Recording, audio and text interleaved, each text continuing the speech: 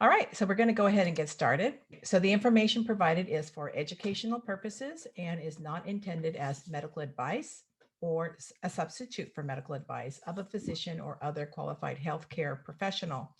We do not aim to diagnose, treat, cure, or prevent any illness or disease, and you should always consult with a doctor or healthcare professional for medical advice or information about diagnosis and treatment. This is Dr. Dori Narbo, and I'm your host on today's call. I am a clinical researcher and an author of several books. So welcome to our product Q&A call. I always call it that, but we never ever get to product Q&A. But one day, I promise you, we will do product Q&A, and we're not going to do any presentation. It's all going to be questions, but that day is coming probably sometime next month. I'm not going to tell you when because, you know, we like to keep everything a surprise. So I'm here today with Clayton Thomas, who is the chairman and the founder of Root. And Clayton has over 25 years of experience in the health and wellness industry. And for the past 16 years, he's been focused on detoxification and supplementation formulas. And with a simple philosophy, cure the cause. So hello, Clayton, and welcome to our call. Our beachside chat today. Exactly. So today, our surprise topic is all about EMFs and the electromagnetic fields. So this is going to lead to an interesting interpretation of information. I'm excited. You can keep your comments at the end of that, so then I can just cut those that are inappropriate out easily.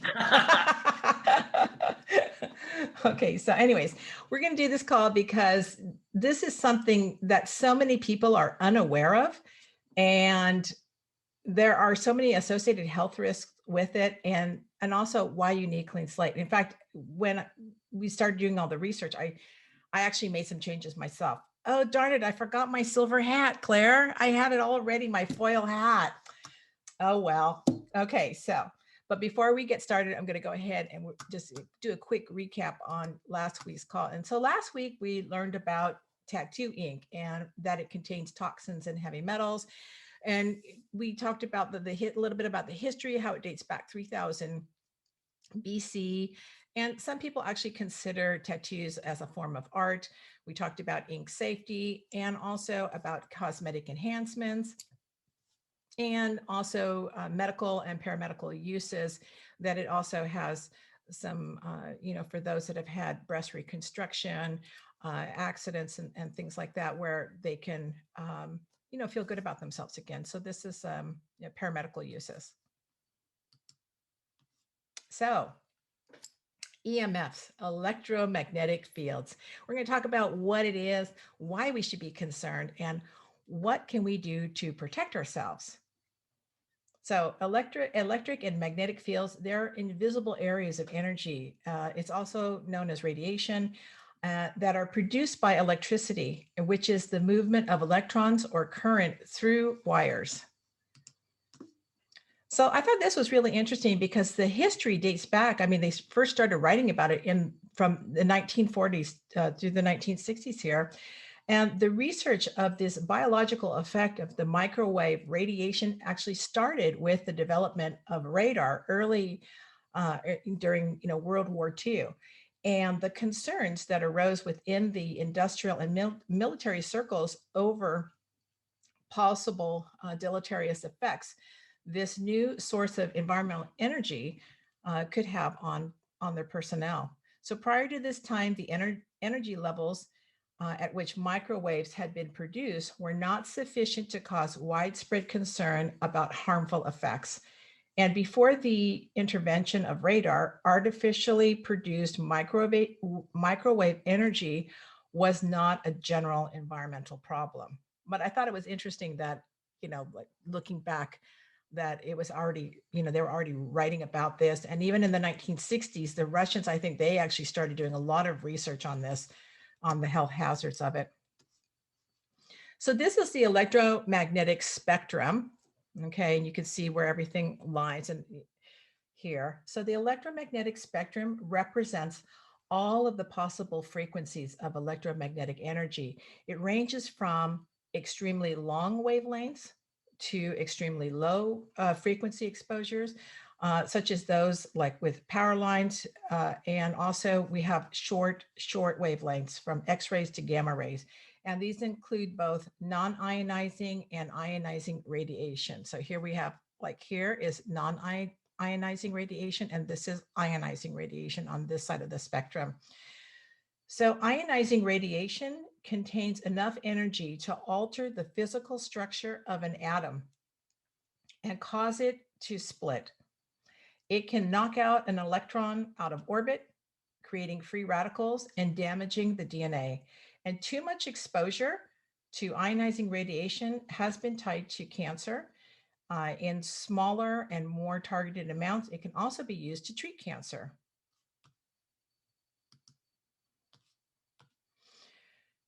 So according to the World Health Organization, the definition of IF, and I put a little box around this because I'm going to talk about it later on another slide here. This is immediate frequency. This is something new that they're talking about now. I'm sorry, intermediate frequency, and which they call IF. And this is a range between 300 hertz and 10 megahertz. So exposure in this range comes from various appliances, such as in everyday surroundings, like at home, at work, such as your induction cooktops, your those electronic tags that they have on clothes, that falls in that range there. Then they have other tags for identifying other products in stores, compact fluorescent lights, for example, devices with wireless electric charging, your electric toothbrush, for example.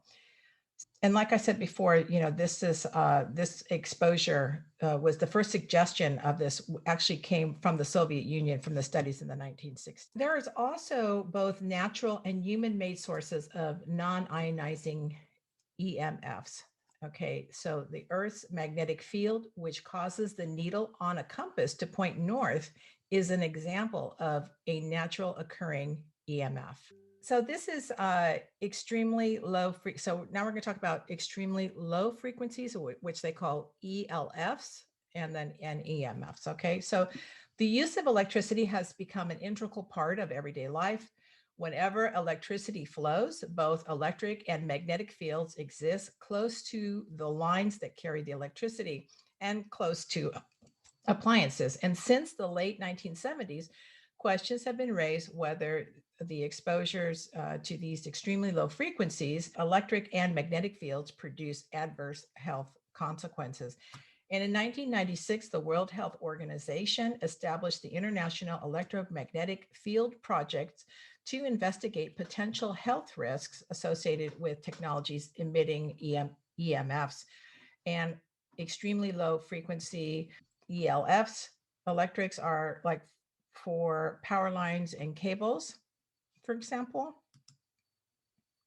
Well, this is kind of interesting here too, because reading the studies and all the documentation, they say that the likelihood of getting cancer if you're living in a radius close to these areas is, and they make it sound like it's not really happening, but we know that we know, like from the studies, there's plenty of studies that show something to the contrary. So this actually began, like I said, in the 1960s with the introduction of high voltage power lines.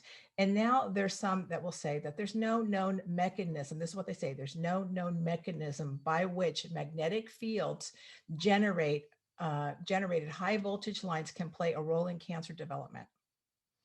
However, your epidemiological research has consistently found associations between residential magnetic field exposure and cancer. I know, Clay, I know you want to say something. I want to add to that. So what you're saying is the people that own the towers and that are responsible for it have never done any research to show that it's damaging. Yes. Funny. Interesting. We had a couple of friends that live in a very ritzy neighborhood that had power lines going right by their house, and the husband died from a heart attack. And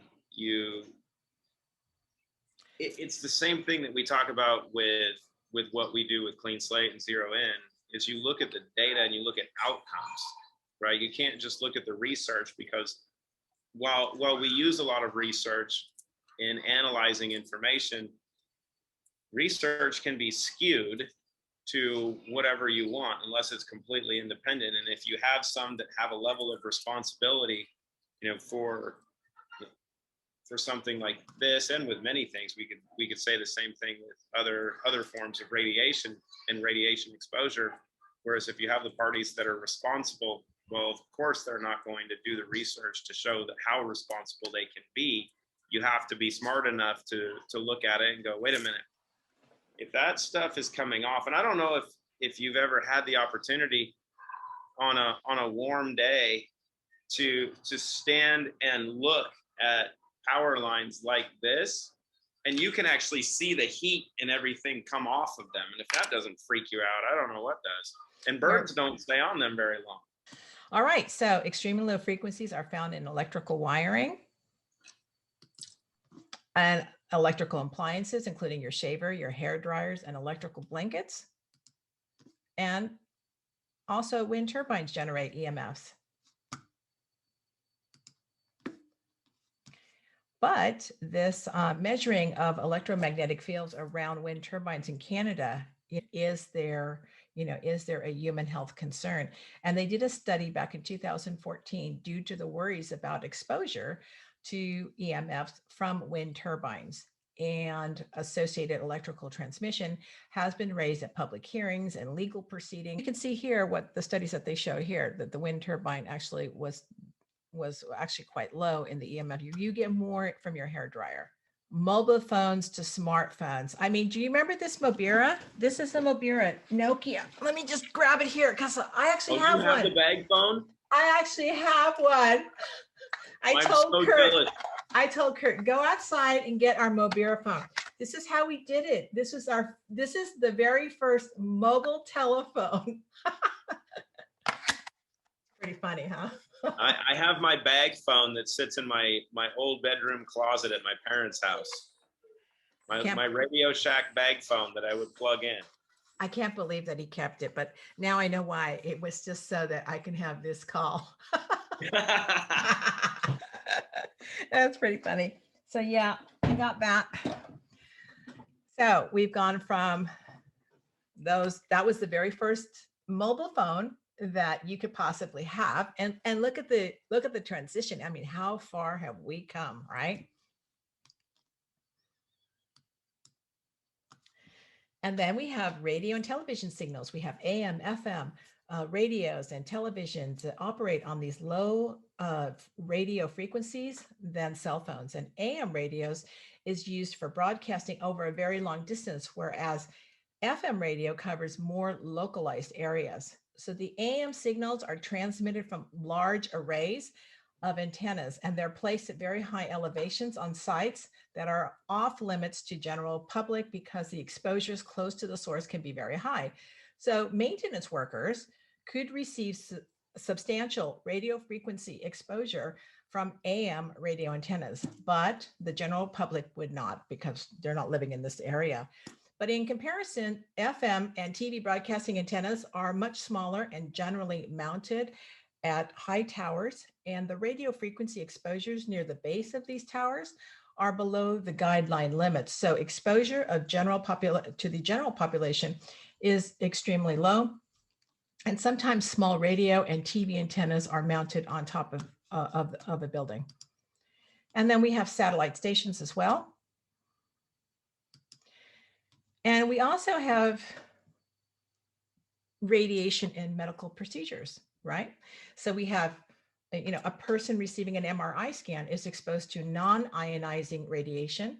The magnetic field produced by the machine is a form of ELF, which is the low frequency, and EMF radiation. And the radio waves that pulse through the patient's body are called RF EMF radiation. Then we have CT, which is computerized tomography scans. They use X-ray technology, and they produce ionizing radiation in much the same way. However, they tend to produce a much higher concentration of radiation than a typical X-ray machine. And now they even have a combo PET CT scan. And the PET scan is a positron emission tomography. It is a scan that uses a special dye containing radioactive tracers and the radioactive tracers are actually radioactive glucose. And these tracers are either swallowed, inhaled, or injected into a vein in your arm, depending on which part of the body is being examined. And then there's ultrasound. Ultrasound, these are they use waves to produce, are produced by the ultrasound, and these are a form of non-ionizing radiation. And then there's fluoroscopy. That is this machine, this what we call a C-arm here. And so this produces this produces ionizing X-ray radiation because the beam is concentrated. And this machine often produces radiation in higher amounts than X-rays alone. So I just want you guys to see that we are getting, there's all kinds of radiation where it's all around us. I mean, it's like a heavy metal, right? I mean, I never really thought about it until I started doing the research on this particular topic, that it's everywhere. It's in our appliances. It's, everywhere there's a wire, we're getting some type of EMF and we don't even know it. And I'm probably going to jump ahead on a couple of things, but like we went over last week on the ink in tattoos, but there's also comments that are going on about gadolinium toxicity, that is a heavy metal and a toxic metal and a radioactive metal that's used in dye contrast MRIs, which leads me into part of my thought process, which I'll probably end up able to hit on here in a minute. But much of the exposure that we receive is one thing, but how your body is responding to it and the things that are in your body that respond to that radiation or those frequencies is even more impactful. Then there's something called electrosmog. Has anybody heard of that? Electrosmog actually describes the electromagnetic waves surrounding us in our environment. And according to NASA, as you sit watching TV, not only are there visible light waves from the TV striking your eyes, but also radio waves transmitting from a nearby station and microwaves carrying cell phone calls and text messages and waves from your neighbor's Wi-Fi and GPS units in the cars driving by. There is a chaos of waves from all across the spectrum passing through your room right now. I mean, isn't that amazing? So every year, the quantity and the nature of radio and microwaves contained in this electrosmog increases. However, research into whether they may or may not interact with human biology and exactly how they might interact is a field clouded by each technology's jargon and complexity and hampered by inadequate experimental guidelines. Well, and I think the big thing to understand is that what we've seen over the last 20 years is technology has advanced quicker than anything we've ever seen in human history. And it's not going to slow down unless we see some dramatic changes where somebody wants to hit the stop button, and that's not likely. And so it's important to know that each of us as individuals can't stop the process, right? You're not going to stop this from happening. People were complaining about 3G, then they were complaining about 4G and LTE and 5G. And you look at some of the research that they're talking about with 6G and such, you're not going to be able to stop that. So the question then becomes, how do you position yourself so your body is as clean and as protected as possible? Because just like if you're dealing with regular smog, if you're exposed to it, you want to get the stuff out, or you want to make sure that you're doing everything possible to protect yourself from the smog, whether it's electrical or if it's physical. Mm-hmm. So what is microwave radiation? Well, microwaves are a form of electromagnetic radiation. They are waves of electrical and magnetic energy moving together through space. And electromagnetic radiation spans a broad spectrum from very long radio waves to very short gamma rays. And exposure to ionizing radiation can alter the atoms and molecules and cause damage to cells in organic matter. So visible light, microwaves, radio frequency radiation are forms of, again, non-ionizing radiation. And microwaves are used to detect, like, for example, speeding cars, or to send telephone and television communications. Industry uses microwaves to dry and cure plywood, to cure rubber and resins, to raise bread and donuts, and to cook potato chips. I was hoping to see like corn dogs there, but it wasn't there. So too bad. There is no radiation used in corn dogs, only greatness. Okay, maybe it's the mustard, right? So Right. the most common consumer use of microwave energy is the microwave oven, which is used in homes, which also operates at somewhat higher radio frequencies than a cell phone. And microwave ovens are manufactured with effective shielding that has reduced the radio frequency radiation leakage from these appliances to barely detectable levels. However, I still see people that actually put their baby bottles and things like this in the microwave. Please don't do that. Well, here's the important correlation with using a microwave. And it's this. Do you put metal in a microwave? Nope. Have you And ever if you put guys have never tried that, you should try it and see what happens. You should try it in your neighbor's microwave. But we're just you don't kidding. put aluminum. Here's the key component for people to really get into my thought process on this. You would never put aluminum foil in a microwave because of the aluminum reacting with the microwave radio frequencies. Yet you have aluminum in your brain. Oh, we're getting to that. Don't get ahead of me. Uh-oh, see, now you're getting into my world. Yeah, we're not there yet. And then I'm just showing like where all this radiation is coming from, because I don't think, we don't really think about it. Then we have television and computer screens. They produce electric and magnetic fields at various frequencies, as well as static electricity fields as well. Now we're getting into the internet times. Do you remember when the internet started? I remember, not to date myself now, but AOL used to send out these discs, and you get a little disc in the mail. You put it in your archaic computer with a floppy disk drive, or the disc, not a floppy disk, but you put it in your disk drive. And then you'd have to, wait for the dial up, right? I mean, we've come a long way. So that was back during this time here, when we first got access to internet. And this was a dial-up modem, right? Dial-up connections use modems to decode audio signals into data to send to a router or a computer. And by the way, if you guys have sensitive ears, you should cover them right now. Turn down the volume, because we're going to hear the birth of the internet. So here we go. Listen.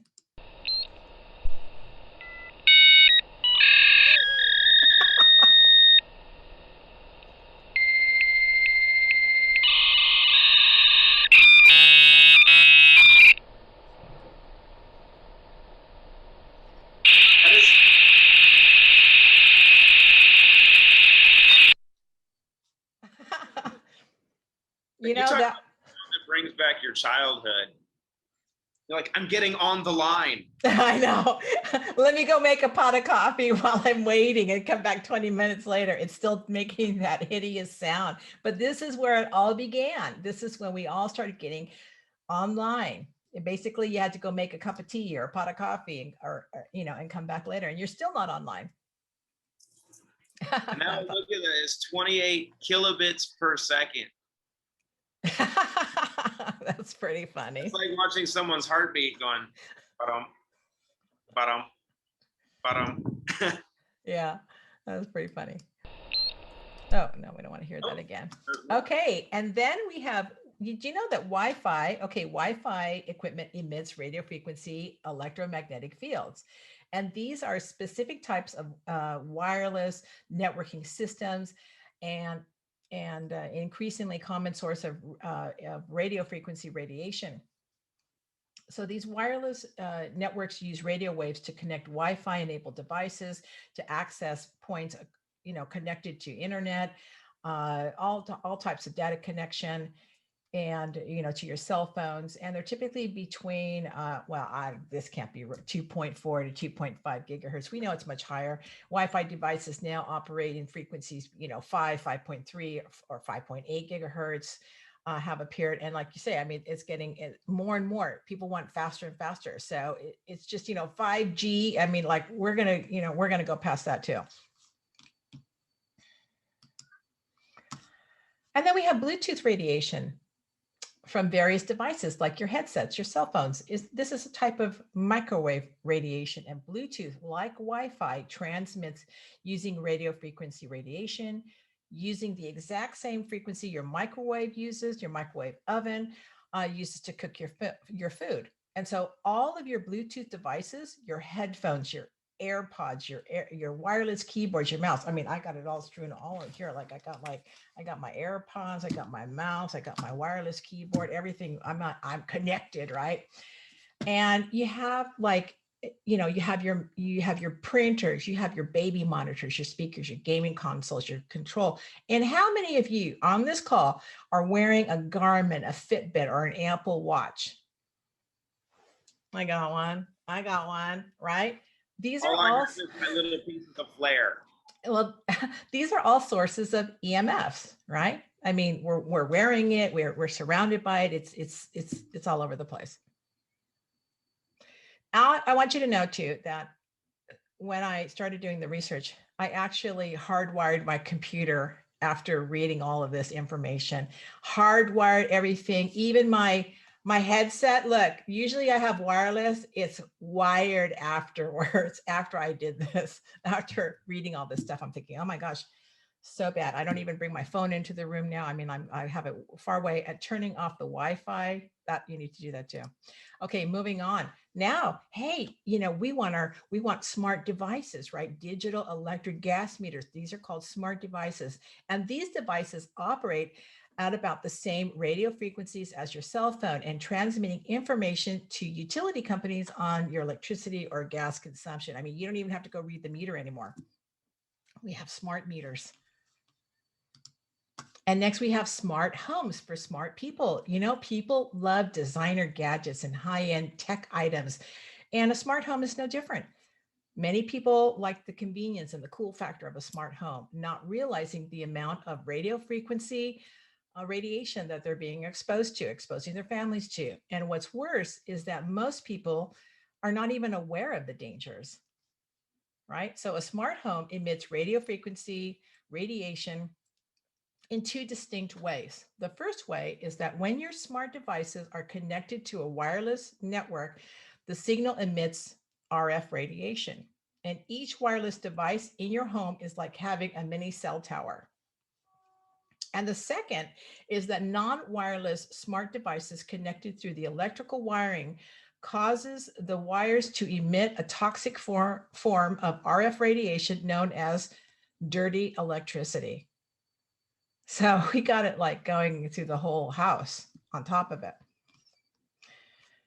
Okay, so not trying to scare anyone, but just to make you aware that this is an issue, right? We're living in it. So now let's talk about the health concerns with EMF, because there's plenty. The first one we're going to talk about is, of course, heavy metals and EMFs. So the issue of heavy metal toxicity in relation to electromagnetic toxicity may be one of the most significant. And according to Dr. Umara, is a general practitioner and cardiologist with more than 50 years of experience, says that the more your system is contaminated with heavy metals and silver amalgam fillings, and eating contaminated fish and living downstream from a coal burning power plants and so forth, the more your body becomes a virtual antenna that actually concentrates the radiation, making it far more destructive. Okay, I'll just repeat that last part. the more your body becomes a virtual antenna that actually concentrates the radiation. Well, and this is my primary talking point when I have these discussions with friends that talk about EMFs, and partially because my perspective is rather skewed comparatively, that you can't change everything around you. Like, and I'm fortunate right now because we have really terrible cell phone signal where we are, because there's no cell phone, not a lot of cell phone towers around the beach, right? But the city, wherever you want to live, you want to stay connected, right? We are going to have technology in our lives. That's not going to change.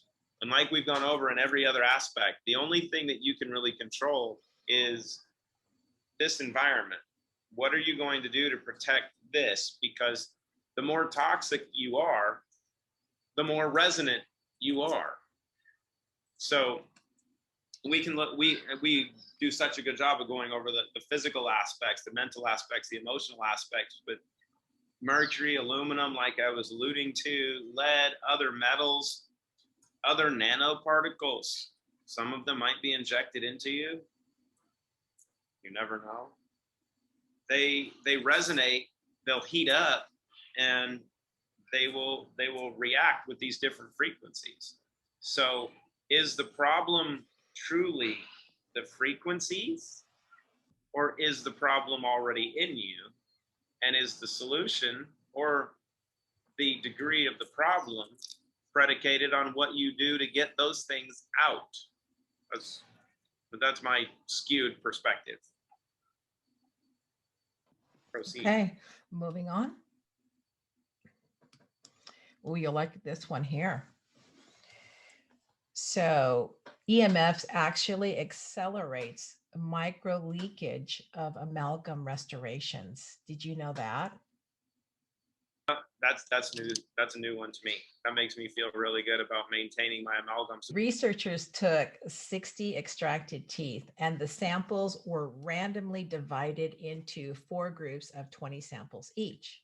And the samples in the first group were not exposed to the electromagnetic fields, while the second and the third groups were actually exposed to electromagnetic fields produced by a commercial light cure device or a mobile phone radiation for 60 minutes.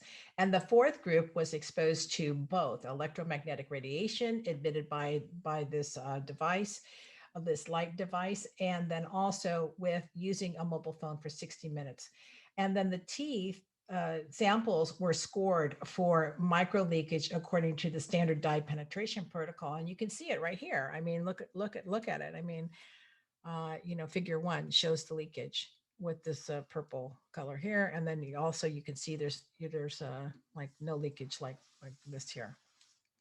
So I think that's pretty significant. I actually just found this today, in fact, just, hours before doing this presentation. And I'm thinking, oh my gosh, this is like, had no idea. So there's a lot of information about this. Well, and the really scary part when you look at this, and the same thing goes for the IIOMT's research that they've done on smoking teeth of amalgam fillings, off-gassing from heat and from being scratched like you're chewing something or drinking coffee. When they're studying these extracted teeth, these teeth are 30 years old or more, right? So they're not new. So when you think of that, if you have amalgams in your mouth, most people have had them for less than 30 years. I mean, I'm actually getting close to that now. But when they're younger, when they're newer, they're worse because they off-gas even more. So you think of what's happening to some of our younger generations. Well, and really everybody now that's under the age of 60. As you can see, the human brain is sensitive to electromagnetic radiation emitted by cell phones. This is nothing new. And phone radiation suppresses the brain glucose metabolism. And this study concluded that the brain glucose increased when the phones were on for a period of time, which causes, well, they say could cause inflammation in the brain leading to illness. But clearly you can see I highlighted it here in red where this inflammation is. And interestingly enough, researchers at NIH tend to caution interpreting the findings because it is unknown whether the changes seen in the brain scans have any meaningful effect on a person's overall health, which is why there needs to be longitudinal studies repeated over intervals of several years, for example, 5, 10, 15, long studies, right? Although primarily the findings are certain to reignite a debate about the safety of cell phones. And, and there's been a few observational studies that have suggested a link between heavy cell phone use and rare brain tumors, but no, the bulk of the available scientific evidence shows no added risk. And major medical groups have said that cell phones are safe, but some top doctors, including the former director of the University of Pittsburgh Cancer Center and prominent neurosurgeons, have urged to use caution using headsets as a precaution. So, like if you call me, you're going to be on a speakerphone, even if I'm in the store and you call me, I've got you on the speakerphone. So I'm not putting that phone, I don't put my phone to my head. And now I am like rethinking my AirPods. I don't want to use those now. Well, and I can give you an anecdote to this really quickly, because when I was much younger, back in the 2000s, one of my friends was a college soccer coach, and he was like me, on the phone constantly, 2 phones, and constantly recruiting and making calls, and he would get headaches, and severe headaches where he thought he had a brain tumor. And when I started my little journey, actually with the first stuff we started producing, I brought him some bottles. I'm like, here, use this, try it, because it's going to help clear up some of the metals and such. And it took about a week, and his headaches went away from talking on the phone. And that was a good trade. And then he did the same thing, Dory, that you're talking about. It's like, okay, there's no more headphones, no more phone to the ear on a limited basis. Just be on speakerphone. Who really cares? And because your health is a little bit more important, but it also goes back to the resonance. And I think we'll pull somebody on here in a second to talk about some of this, because she was just asking if she can do a testimonial. So we'll do that when you're done. So keep going. Okay. So then we have like mobile radiation for children's brains. So children have thinner skulls, and their brain tissue is much more absorbent than an adult. And children are more prone to spend longer hours in radio frequency fields. So as you can see here, this is a good illustration here. So today we have smart and online schools. Children take lessons, they test online. This also increases their radio frequency exposure.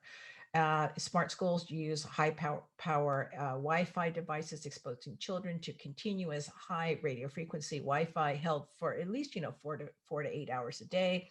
And then you have kids that are gaming 2 to 3 hours a day with using the Wi-Fi powering the game controllers and consoles, and then increasing exposure to cell phones. And then they have Wi-Fi in the house 24/7. You're connected. You got to think about, like, I was thinking about this today, like the Wi-Fi goes through walls. What makes me think that it's not going to go through, your cells? It's going through concrete. Okay. So you need to be aware of it. So this is really interesting here, because this is going to bring us back to ROS, right? Reactive oxygen species. We had a talk on this, and it's on the YouTube. You can go listen to that. But so the reactive oxygen species generated by the effects of exposure to EMFs can damage various cellular structures in neurons of the central nervous system. And studies generally focus on the brain, since cell phones are held close to the head during use. And there's considerable evidence that EMFs can affect your neural functions in the brain. And the relationship between EMF and neurological disorders can be explained in the term of heat shock response, right? I mean, you hold the phone up to your head, it gets hot, right? It's heat shock. Heat shock protein response is generally concerned with heat shock exposure to heavy metals and environmental insults as EMF. So, remember Arnfinn, gosh, many months ago, almost like a year ago, gave a testimonial about, he was always on the phone, always had that phone to his head. And he actually noticed when he started a clean slate that his head was not heating up. Also, the role of EMF emitted from several devices is depicting an increase in, again, the generation of ROS, reactive oxygen species, and consequently, oxidative stress in the central nervous system, resulting in the inability of the antioxidant defense system to cope with this increase reactive oxygen species. And although the oxygen molecules are essential for life, the byproducts of this, as we learned in our ROS talk, can damage cellular components such as your proteins, your lipids, your DNA, and your your antioxidant defense system exists to keep free radicals from under control and prevent harmful effects on your biological system. And oxidative stress occurs if the antioxidant defense system is unable to prevent harmful effects of these free radicals. And as Dr. Rao mentioned earlier on that call, we don't feel oxidative stress. We don't know that it's happening to us. So, and also several studies have reported that exposure to EMFs results in oxidative stress in many tissues of the body, increases free radical concentration. So basically the main takeaway here is that, reactive oxygen species, oxidative stress, and depletion of your antioxidants to combat that. Well, and like, I don't know if you've seen some of the comments, like Dr. Rao was hitting on, that the EMFs and the Wi-Fi actually open up the blood-brain barriers, turn your central nervous system to mush, and this is what's so important, and why the Dr. Dory series is so valuable. And are we in like number 60 now? I don't know how many. I think something like that. Yeah. The combination of all of this, and you understand that I don't know how many people have gone through all the videos, and the people that have been here from the beginning that have done this, but I mean, to have the understanding that you can look at a single subject matter, right? We can look at EMFs and you go, okay, these are really bad, we have to address EMFs. And then you can say, oh, well, vitamin D is really important, so you want to look at vitamin D. And then, oh, well, wait a minute, you have to understand the gut. You go, no, you really need to understand how to tie all this together. And that's what's really crucial. And now we get to look at the pineal gland. Well, I thought you'd be excited about this. So the pineal gland, I mean, the EMFs actually interfere with your pineal gland, and of course that interferes with the melatonin, which is the reason why people that are sensitive to EMFs are having trouble sleeping, right? So static exposure to EMFs can affect this cyclic secretion of melatonin in people and animals as well. And I think they even study plant life too. Well, this is really interesting. This slide here pretty much tells it all. So if we look at today's high-tech devices, they're part of everyday life. And, their adverse effects on the body, particularly on the nervous system, are well known. Electromagnetic fields, the EMFs, have various chemical effects, which lead to the opening of voltage-gated calcium channels. So oxidative stress, free radicals, and DNA damage. Now, these voltage-gated calcium channels, VGCC,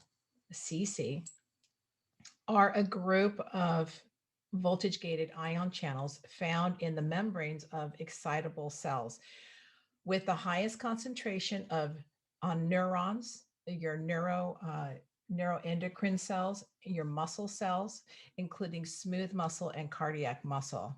And you don't want your cardiac muscle being affected by this. But anyway, so at resting, the membrane potential, the these voltage gated calcium channel gates are normally closed, right?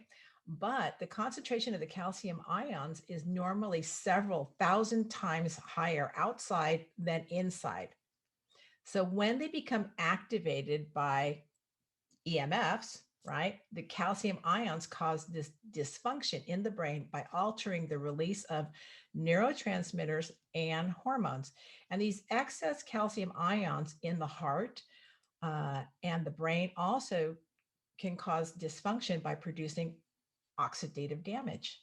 And this damage exacerbates the harm being caused by your current toxic load, reduces your body's ability to excrete toxins, and promotes cellular aging and damages your DNA. So this type of dysfunction can manifest itself as sleep disturbances, headaches, depression, anxiety, fatigue, difficulty concentrating, memory changes, and numbness and tingling.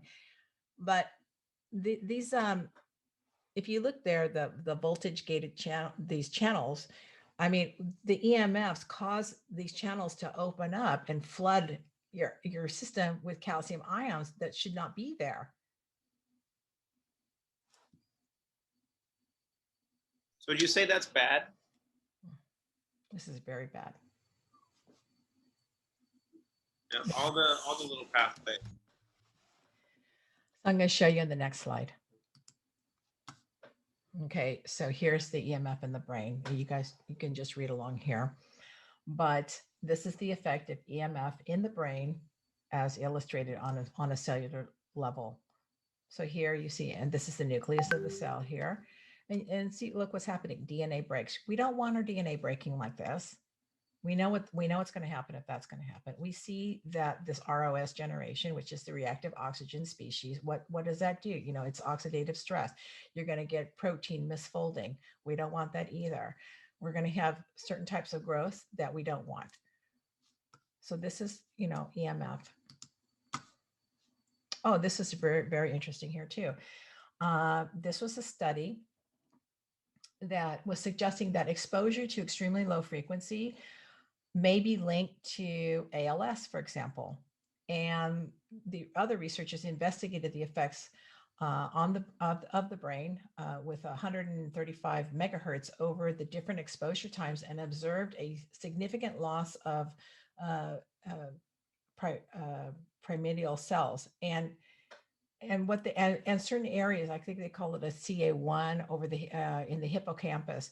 And there was another case control that they did. They reported a 5.3 fold increased risk of one type of brain tumor, which is a glioblastoma, in individuals exposed to EMFs, but no increased risk for other types of brain cancer.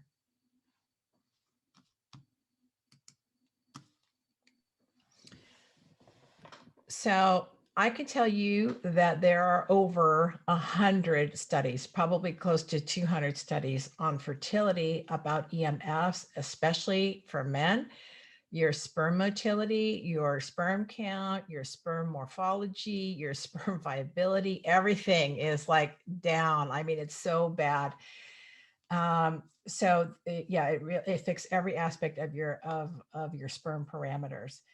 And also for women, it actually reduces the production and secretion of estrogen and progesterone, leading to reduced reproductive efficacy, impaired fertility.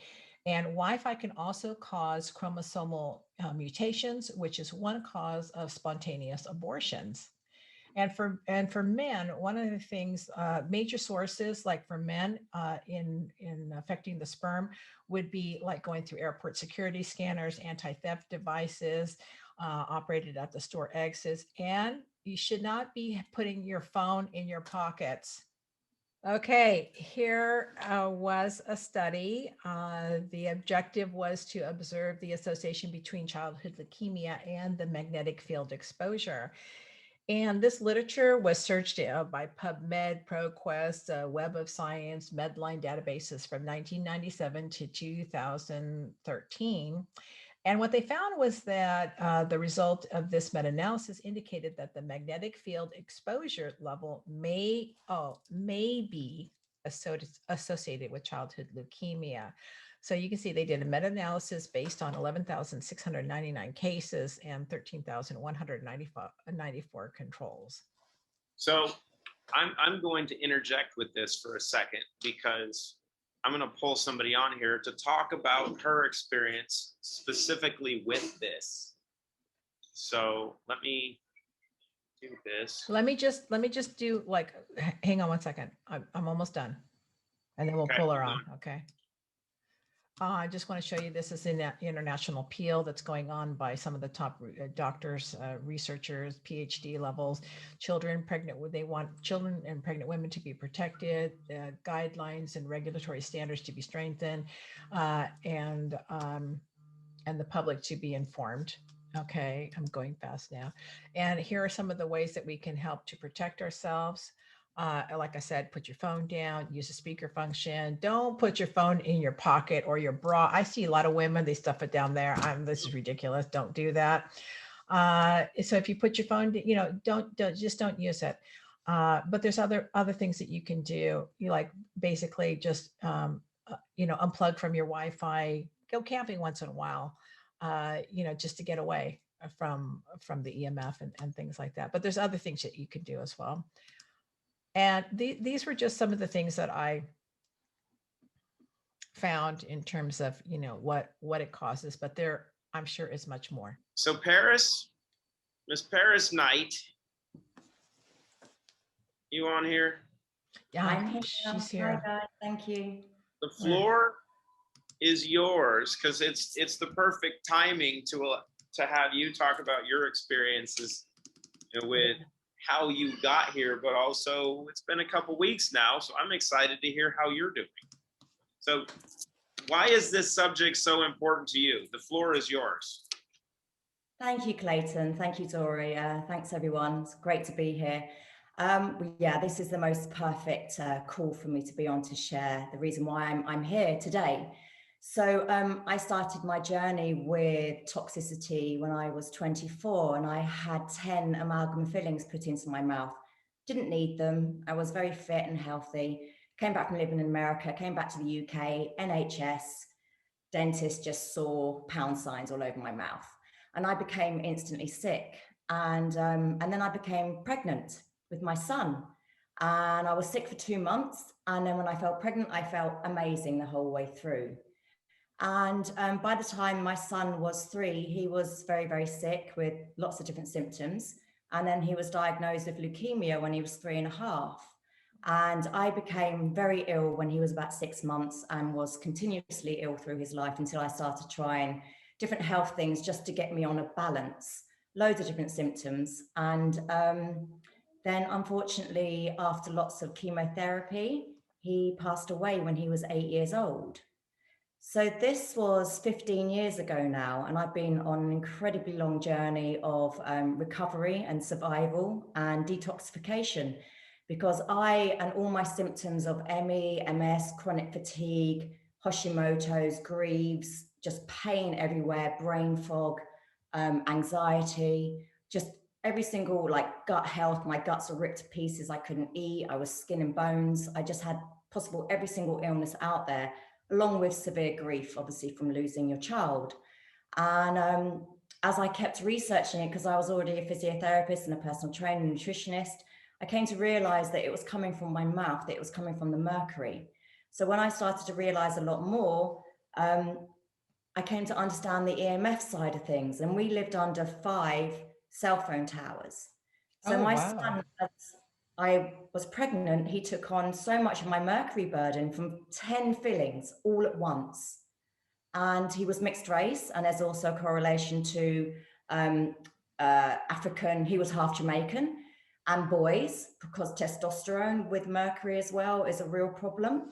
And so by the time he was 3, he was riddled with tumors and had leukemia, because that's in the bone marrow. So as he grew inside of me, he developed cancer. So I went on to become a naturopath and did a cellular biology degree. and realized I had to get that mercury out of my body if I was going to survive. So I became to be a heavy metal detoxification specialist and acupuncturist and kinesiologist and a few other things. And that's why I'm here today, because I've been searching all these years for something that can simply and safely remove this toxicity out of our bodies, because that is an antenna. Like I'm riddled in mercury. Like I cannot put a phone to my head. I'm so EMF sensitive. I can sit in a car and you can turn on your location and my head just goes woof. And I mean, it's great because whoever is around me, if we're around too much EMF, I can tell you instantly you're oxidating and we want to get out of here. So I've been on clean slate for a few weeks now. I couldn't even take a drop of it. Sandy was very wise and told me I need to put a little microdose in some water, and I've been sipping it. And also Zero Ink's been amazing for me, and I'm really looking forward to Restore coming in. And I'm just very excited about this product and seeing and hearing all the great results for everyone, and to just save people's suffering. I've worked with a lot of children with autistic tendencies and ADHD, and it's just going to be amazing now to be able to just say to them, put this in your water and take these other supplements. And I run detox retreats in India, and I have 20 kg of supplements every year going out there. Now I'm just going to have to take a few bottles and some capsules. Thank you so much, guys. So I cannot stress enough, and I do believe that synergistic effects of heavy metals and EMF have caused pretty much most of the illness that the world is dealing with now. And I'm just super grateful to be here with you guys and hearing you talk about it. It's such an important subject. Thank you. Thank you so much. So I'm going to jump on my other call, but that you can't end it much better than that. So I was so stoked to hear from Sandy the other day. It's like she can't take one drop, so I told her to put it in water. Yeah, it's the little things, right? I was having a conversation earlier with someone like, well, how do you prevent people from having the negative responses? I'm like, use less of it. It doesn't stop working. Just use less. You get to go micro. So it's awesome. So I'm excited. So Dory, there's many requests for this PowerPoint because you just gave the best EMF presentation I think anyone's ever seen. So well thank done. you. I was just looking at Dr. Stefan Rao, and he had a really great, I missed that out about electric cars. So we'll have to add that to the list. Thank you, Stefan. Don't get on my Tesla. Thank you so much, Paris. Thank you very much. Quickly. Thank you, sorry. So I just wanted to add that there's an amazing EMF Summit. I can't remember the name of the guy that did it. He's an English guy who's suffered an awful lot with this, and I've had a few conversations with this. So if anybody wants to learn more, there is an EMF Summit that you can just get the most incredible detailed information from, and it's online as well. Thanks, guys. Thank you so much. All right, everyone. Thank you. And thank you for joining us, and we'll see you next week, same time, same place, with a brand new topic. I have no idea what it's going to be, but I'm sure it'll be exciting. So thank you again for taking the time out to be with us here today. And then Clayton has his call. So if you want to jump on his call, that's the next call. And I think Sandy put it in the chat here. So thank you again. Bye-bye.